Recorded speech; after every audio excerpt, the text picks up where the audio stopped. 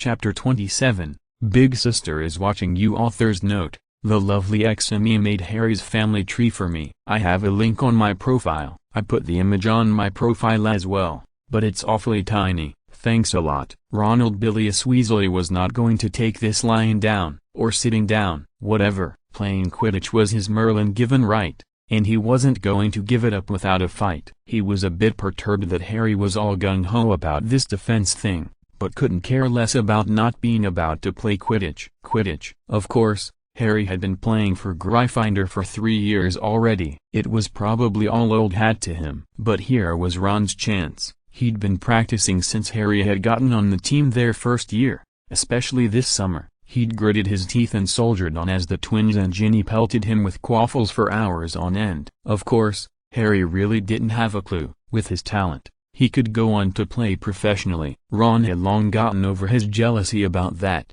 Really, he had, and had learned to admire his friend's talent. Harry hadn't gotten to play last year with the damn tournament bullshit, and that Umbridge bitch was trying to crap all over his chances for this year. Harry was oblivious, of course, and Ron didn't want to make him nervous, but Ron knew that the Quidditch scouts in the stands their third year had been looking mostly at Harry.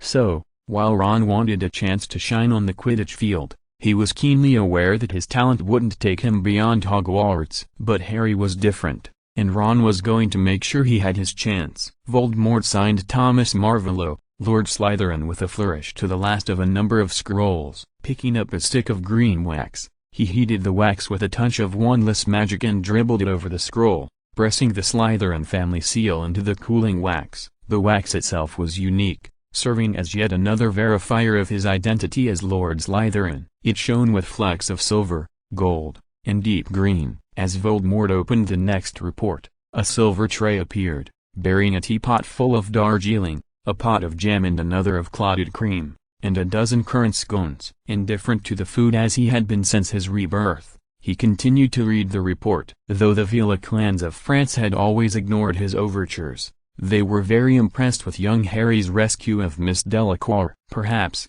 when Harry was his openly acknowledged heir, they might become more amenable. Still, a few overtures to smooth the way would not be amiss. A second elegant silver tea service replaced the first. This one contained a pot of herbal tea and a plate of sliced fruits and cheeses. He ignored that one as well, and opened the next report. A few of the nobles of Castile and Aragon had responded to his inquiries. The Spanish Inquisition had left a lingering foul taste in the mouths of the magical population of those kingdoms. Though Muggle-borns were tolerated, they still viewed Muggles, especially the Roman Catholic Church, with hostility and suspicion. Parents of Muggle-borns were heavily charmed to ensure their silence on all matters magical, a practice that Voldemort found more than reasonable, but was heavily frowned on by the ministries of Great Britain, the Netherlands, and Germany. An exquisite porcelain teapot that smelled vaguely of peaches and raspberries and a small stack of sandwiches on still warm bread replaced the second offering. This tray actually nudged his elbow ever so gently, and he was almost certain that the air currents in the room had been charmed to waft the scent of the fruity tea and fresh bread continuously around him.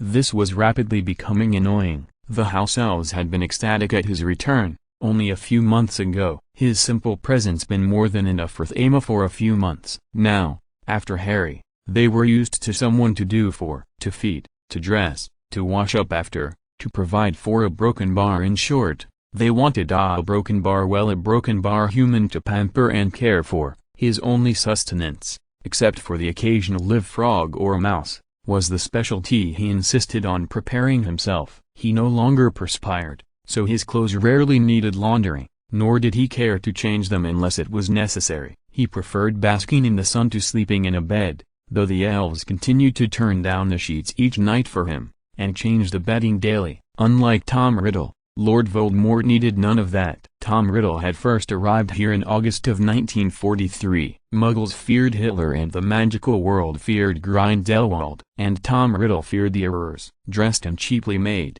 ill-fitting clothes, all that his few ration coupons and meager funds would allow him, and still reeling from his first deliberate murders, he'd finally come home. Here, to luxury that beggared royalty, history older than Rome's Londonium, knowledge to rival the fabled lost library of Alexandria, and magic. Blessed Merlin, The magic. He'd spent every moment he could soaking up all the ancient house had to offer, barely allowing himself to sleep a few hours at night. It had been quite a change from the orphanage, and even from Hogwarts. Here, nothing was denied him. The house elves had literally wept over him. Delicious meals had appeared on an hourly basis. Rich garments were tailored for him. The light always fell perfectly across the pages he read. Books and scrolls on every subject he could imagine, and many he still couldn't fully understand. Deep stone baths full of hot water at any hour. Chests of coinage, including Muggle currency from all over Europe as well as galleons. All of that personal care,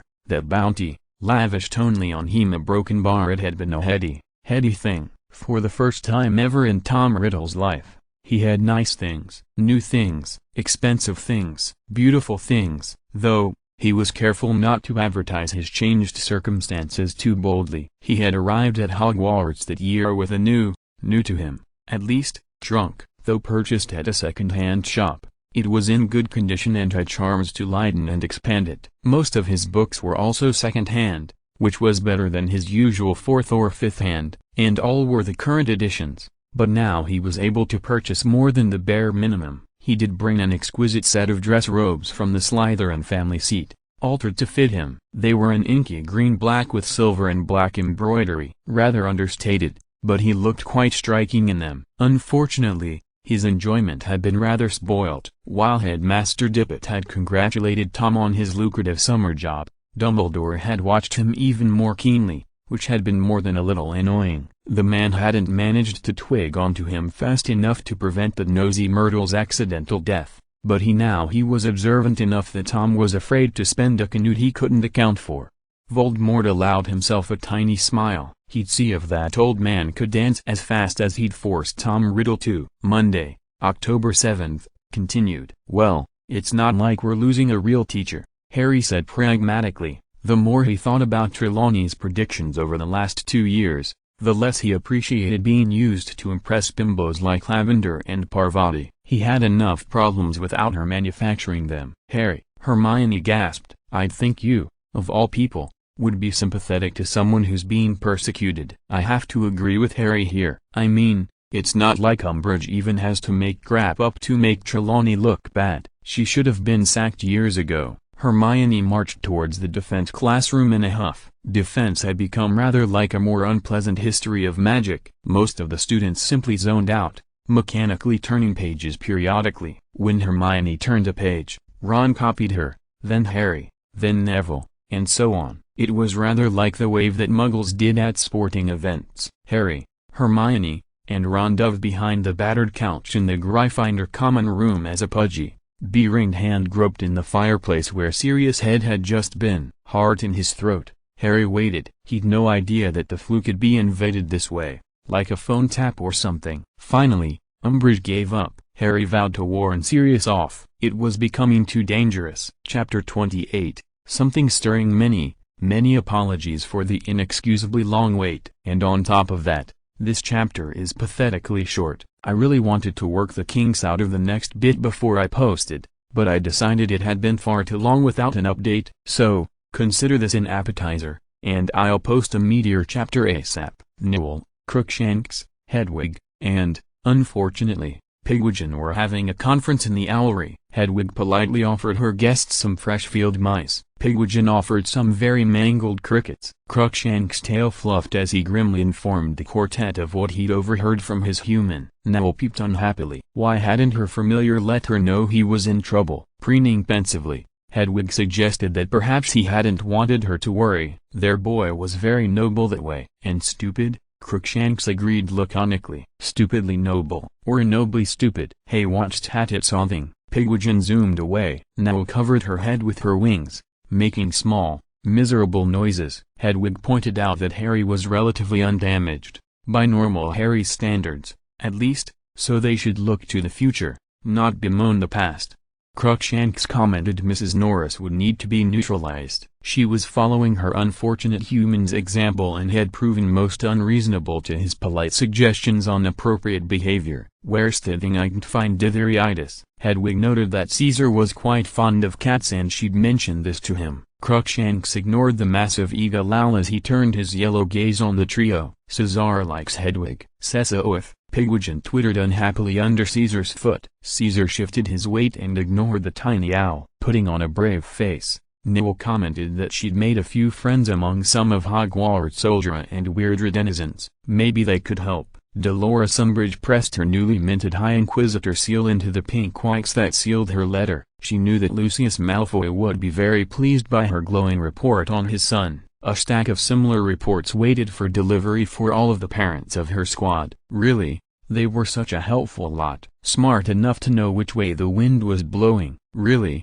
Hogwarts was not as wonderful as everyone made it out to be. It was worn, dirty, old and more than a little naughty. Moving staircases, opinionated portraits, nosy ghosts, trouble-making poltergeists, and all sorts of other unpleasant and inconvenient things infested the place. It was hardly better than the Forbidden Forest. Really, she was fortunate to have been spared 7 years here. Miss Lamb's Academy for Young Ladies had been more than enough. After all, who was the High Inquisitor? Not a Hogwarts graduate, to be sure. She sighed indulgently as kittenish growling caught her attention. Her kittens gave her such joy, better than any real cat, but sometimes they got quite possessive of their own territories. Snowball in particular could be quite aggressive, and Marmalade was forever wandering into the White Persian's English garden. The growl became an ear-piercing yowl, and Dolores turned in annoyance. She might have to put Marmalade away for a few days if he didn't. A broken bar, Dolores shrieked and tore Snowball's plate from the wall. She frantically shook the plate, the prize of her collection, helpless to stop the unfolding tragedy. With a final leisurely twist of its coils, the snake crushed a last helpless mew from the fluffy white kitten. Its eyes bulged and bloody foam drooled from its mouth, matting the white fur. While Dolores screamed and hammered the plate against her desk, the snake swallowed her beloved kitten, head first. Severus ran pell-mell for Dolores's office. Her hysterical wailing and screaming through the inter-office flue had him worried about a prank gone awry, one that could be potentially harmful. The last thing they needed was for Umbridge to meet an untimely end on school grounds. He slammed the door open and found Dolores weeping and pointing at the wall. Glancing at the pink wall, he noticed something off about the collection of plates. As he peered more closely, a cobra rose from inside a knitting basket filled with balls of yarn and spread its hood warningly. There was not a single nauseatingly cute kitten to be seen. Adders, boa constrictors, cobras, and even rune spores coiled in each plate, each with a suspicious bulge in its midsection. I turned around and one was eating Snowball, Dolores said tearfully, clutching a plate to her. Then they were everywhere. They crawled and slithered out of the trees, the grass, the broken bar that one came out of the teapot, she said, her voice rising shrilly as she gestured at one of the plates.